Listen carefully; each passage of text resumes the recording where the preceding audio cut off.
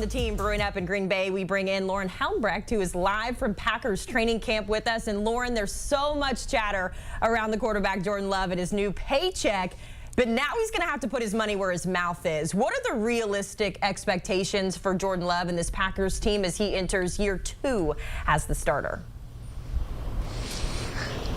Well, Haley, realistically, it is the Super Bowl. A couple of defensive players, including Keyshawn Nixon, say, we think we can make it to the Super Bowl.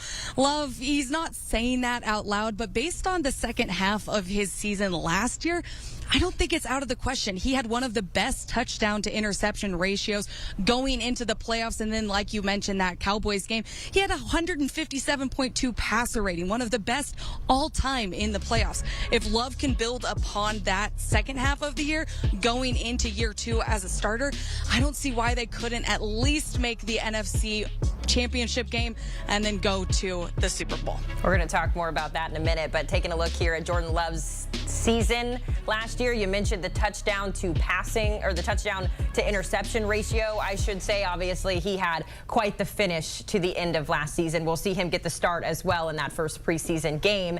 But really, Lauren, this whole Packers offense in general is going to look a little bit different. They brought in Josh Jacobs to help with A.J. Dillon there and the 1-2 punch, the running back room there. Some new pieces on defense as well. I mean, this team is starting to shape up. The word contender is floating around a little bit, but what have you seen out of the new additions so far? Well, you can definitely tell that Josh Jacobs has something to prove going into this season. He didn't love how things ended with the Raiders. He feels like it's a fresh start here in Green Bay. In fact, he even compared it to his time down in Alabama because there's not much else to do but care about football. Then, like you said, other additions, Xavier McKinney on the defensive side of the ball. He's already a leader in this Packers locker room. Other players going to him, asking his advice because he has been a Pro Bowler before. And then the Packers added 11 rookies, and they really rounded out some positional needs, including Jordan Morgan, their first-round pick. He's getting some first-team reps right now at right guard, so I wouldn't be surprised if he was starting coming up soon.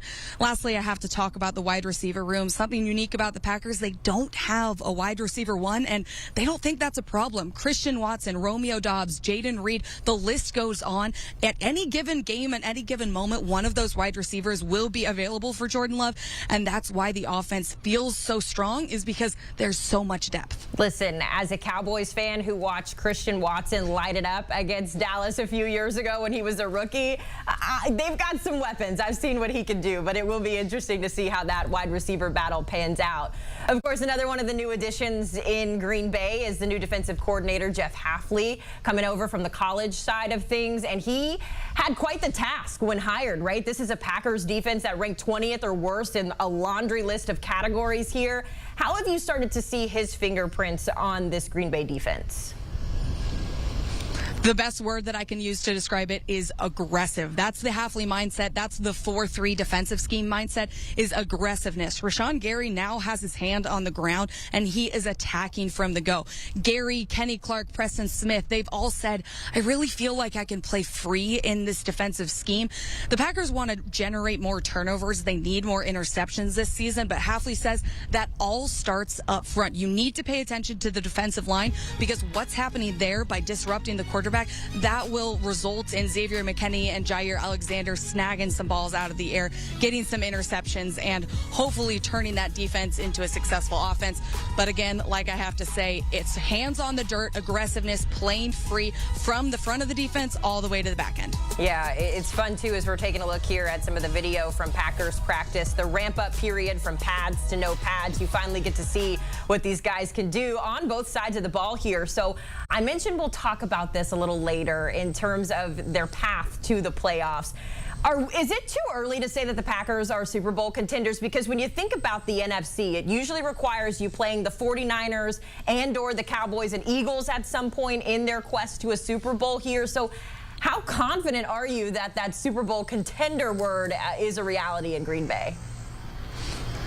Honestly, after watching the divisional round last year and seeing how it was just 1 or 2 plays against the 49ers that got away from the Packers, if they're going to have a whole season under their belt of development now going into year 2, I really don't think the Super Bowl is that crazy. Now, I understand why people might say, does Jordan Love deserve $55 million a year if we've only seen him play less than 24 games? That's a fair question, but the Packers believe in him. Brian Gutekunst has believed in him from the jump.